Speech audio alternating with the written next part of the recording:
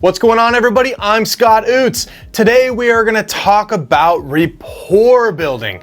Building rapport with sellers. Now, whether you're calling sellers over the phone or you're at the house, let me be honest, I love being at the house. I love walking through a house with a seller. And part of the reason I love that so much is because I know that if you put me in front of the seller at their house, I'm probably gonna get that contract $20,000 to $30,000 less than I potentially would over the phone.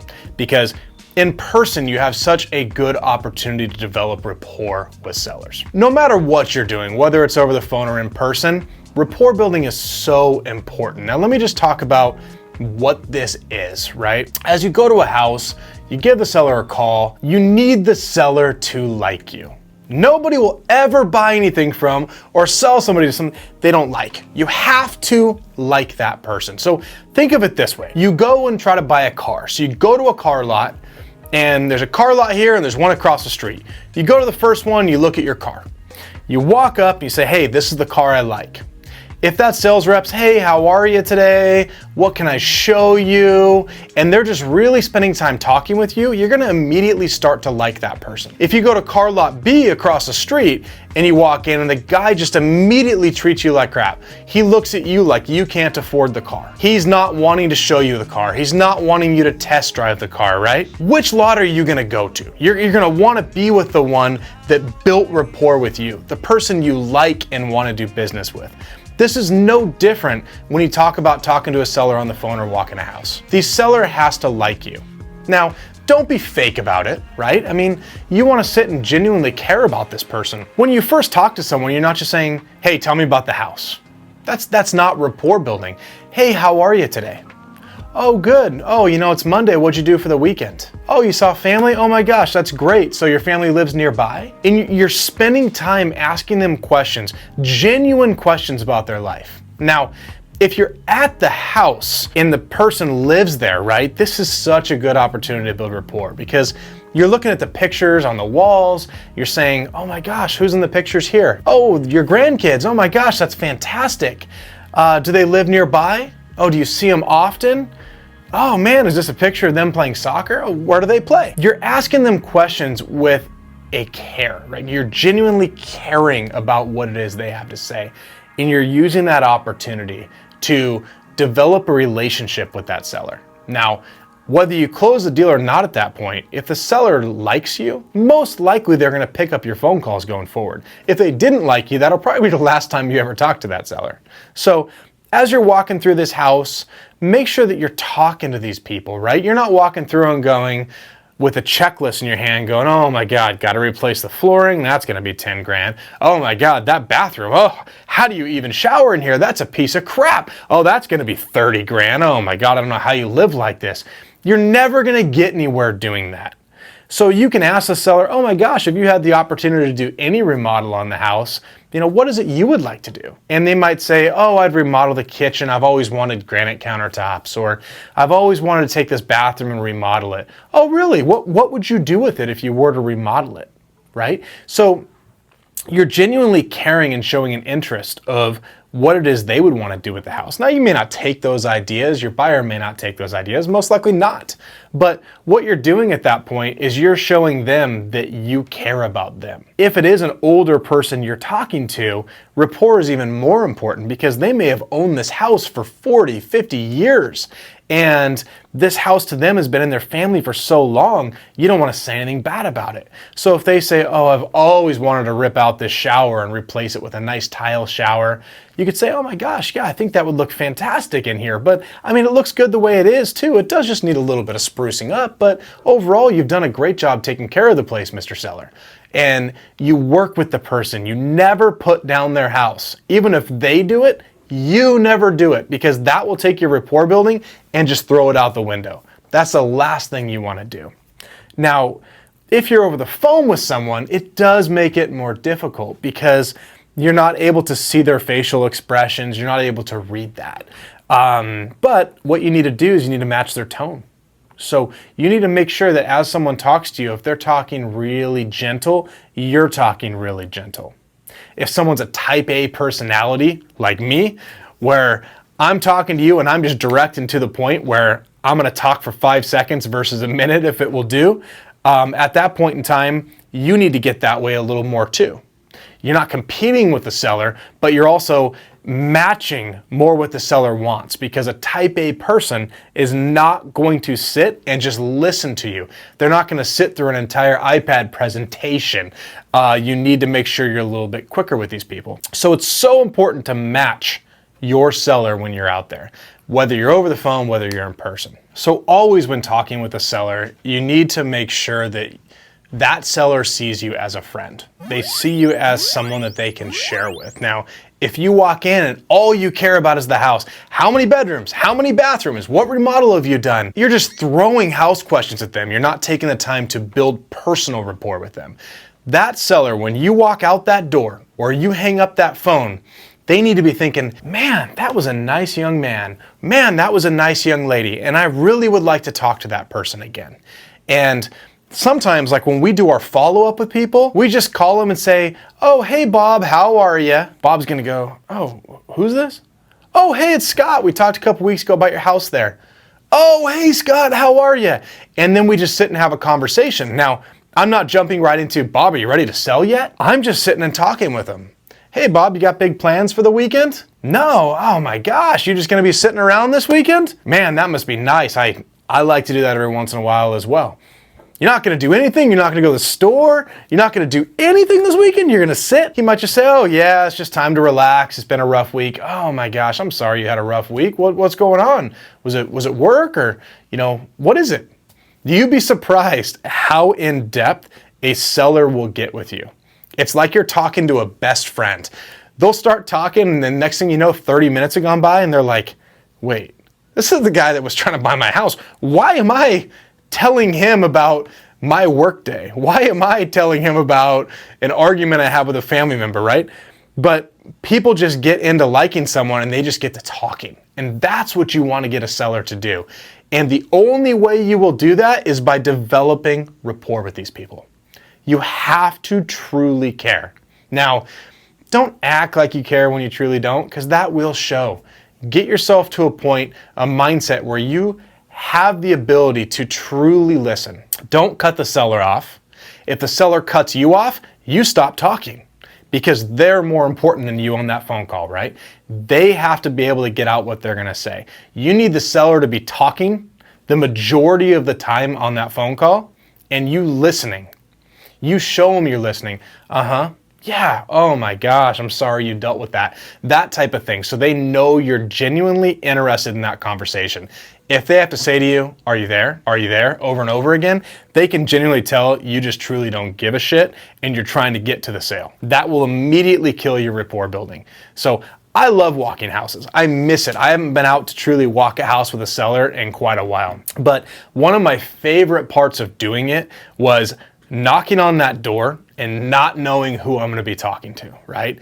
You don't know if this person's going to come out the door and be immediately pissed because they dealt with something. You don't know if there's a divorce situation going on the other side of that door and the husband and wife aren't talking, but you're there in the middle.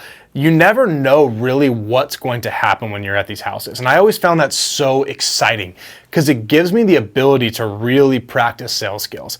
It gives me the ability to go in and try to learn quickly how I need to talk to each of these individuals in order to be able to get myself the furthest in the sales process. Now, you're probably not going to close a deal the first time every time, but you have to also consider that most likely if this seller called you, they probably also called competitors as well. So you're not just competing to try to get the deal, you're competing to have them like you better than the next person that is actually going to come through that door. Now, we've had times where we've been to houses where somebody else is coming in like 15 minutes. There's a video I did with Aaron and Mike where they were talking about literally a deal they locked up where a guy was coming like 15 minutes later, and they were in a hurry because they knew that if they didn't lock this up, they were going to have somebody else coming in and trying to do the exact same thing. So they knew they had to do it. They knew they had to lay it on a little thicker to try to get that done. So always think to yourself that somebody else probably will come in after you. Somebody might have been there before you as well that they like even better. So your goal is to make sure that you are basically putting your best foot forward, that you are genuine, that you are a friend, and you are somebody that they truly just don't want to stop talking to. Now, let's talk about another side. So following up with sellers, right? So let's say you didn't get the deal, you go back to your office and you start that seller on a follow-up sequence. Maybe you're calling them once a week, maybe every 2 weeks. Now, the seller may not pick up the phone every time. Let me just give you an example. So Ryan, one of our sales reps, he's out in Dallas, Texas. And what he did is he followed up with a seller, voicemail, 40 some voicemails he left this person. And this person was not calling him back. Talk about persistence, right? He talked to her originally and then boom, she just ghosted. It was like voicemail like 46. Now, he had called her so many times, he knew what her voicemail said. He could literally repeat word for word what her voicemail was gonna say before it actually picked up, because she ignored him every time. And all of a sudden he's going, and then she picks up, "Hey, Ryan." And he was speechless. Like, oh, hey, because she had truly ignored him because she wasn't ready. She says, "Hey, Ryan, I'm still not ready yet, but I figured I'd pick up and surprise you." And he says, "Oh my gosh, okay, when you gonna be ready? When should I follow up?" She said, "Oh, just keep leaving me voicemails. I'll let you know when I'm ready." Click. We bought that house. We actually bought that house.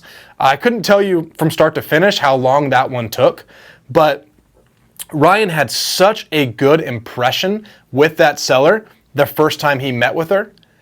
And then voicemail. I mean, we're talking 40 some voicemails here.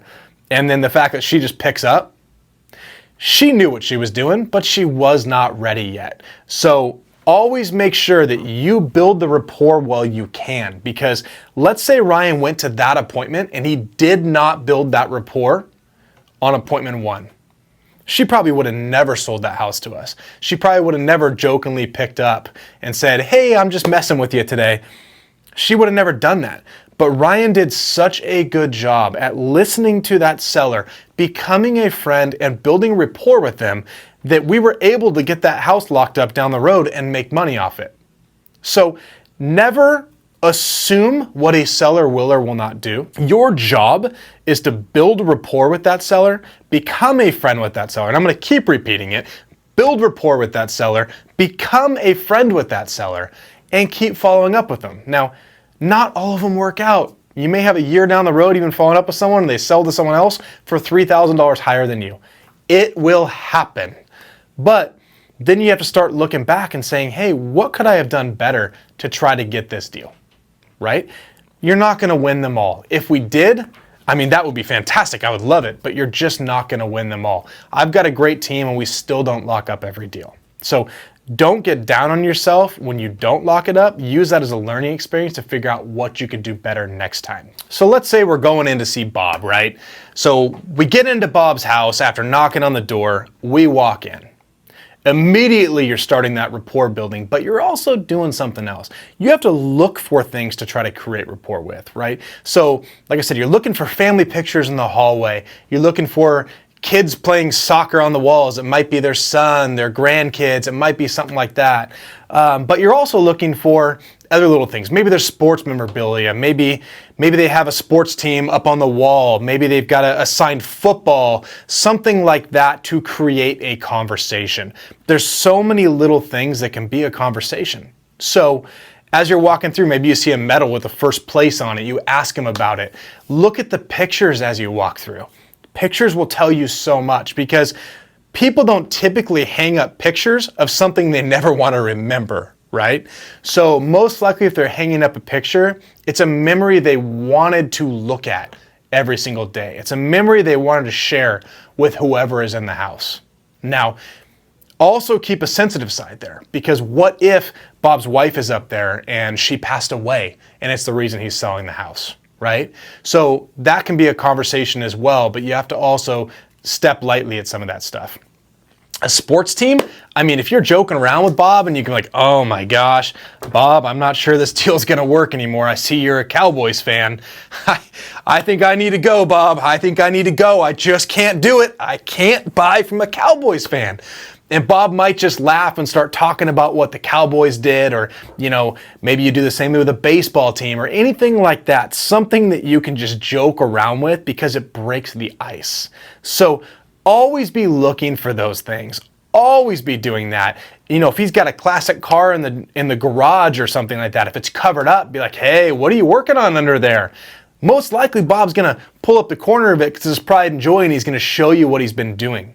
Spend an hour talking about that car. If Bob offers you a soda or some water, take it. Because if they're offering you that, they're saying, hey, Scott, you know what, man? I like you enough that I'm gonna offer you a drink so you can sit here with me and we can have a conversation. Now, if Bob grabbed the soda, threw it out the front door and said, go get it, Bob obviously doesn't want to talk to me, right? But if he hands me something like that in the house and I turn it down, it's almost like I don't want to be there. I don't give a shit if I drink soda or not. I'm gonna sit there and drink a damn soda with Bob so I can actually have a conversation with him, because it's gonna get me closer to that deal. Now, I'll be honest, there's a lot of houses we go into that you don't want food or beverages from, but at least you're taking it, right? That's important. It brings me back to a time where we had a seller that Nick went out and saw. Nick's one of my acquisitions guys, and the guy wanted Nick to come back so he can cook him lunch. And the house was, let's just say the house was less than ideal conditions that you would want to probably eat lunch out of. But Nick accepted, and he went back. Nick was a little worried about it. The guy put on his gloves. He's making him lunch. Nick sat there and ate that lunch. He did, and it developed rapport, and we bought that house. So just those little things that you don't think about on a daily basis, right? Like I've got some stuff sitting here. I got a baseball here in the case for a baseball team we sponsor, stuff like that. If you saw this sitting on a shelf and it was in a case and you said, hey, Scott, you know, tell me about this. Don't pick it up, but tell me about this. Where'd you get this? And he might say, oh my gosh, it was signed by the Minnesota Twins, or, you know, something like that, right? That, oh my gosh, the whole Yankees signed it. Oh my gosh, that's fantastic. When did you get that? Tell me about this. You're jumping right into caring about this person. So as you see these things in the house and you're having conversations with them, make sure that you're noting down some of these things, right? So, oh my gosh, Bob loves baseball. So now I'm gonna write that down. So I'm gonna go back in my system, whether I get the deal or not, and we're typing up notes from our appointment as we do after every single thing, right? And we're gonna put on there items to note, and we're gonna put, Bob likes baseball. He had this signed baseball in his house. He mentioned it was from the Yankees. I gave Bob crap for being a Cowboys fan, and he loved it. We talked about it for 30 minutes. Bob had this old car in the garage that he was fixing up.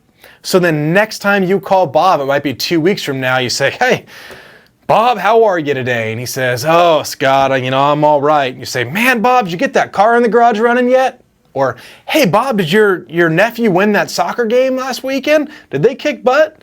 You know, something like that.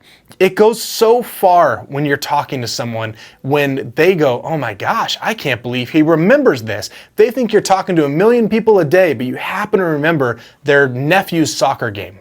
Right? It goes so far with a seller. So always take notes on what it is that you need to use as a talking point going forward. Rapport building to me is the #1 thing to do at an appointment, on the phone, anytime you're talking to someone.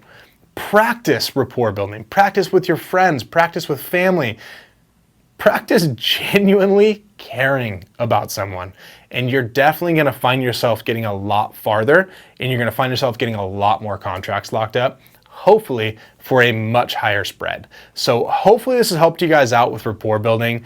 We practice this every day. As soon as I'm done with this, I'm going to go out there, listen to my team start building rapport with new sellers as we do every day, and we're going to go lock up more and more contracts. The question is, are you gonna do it? Hopefully this helped you. We'll talk to you guys later. Hey guys, thanks for watching. Hope you guys enjoyed it. Make sure you click here or here to check out my other videos on wholesaling real estate.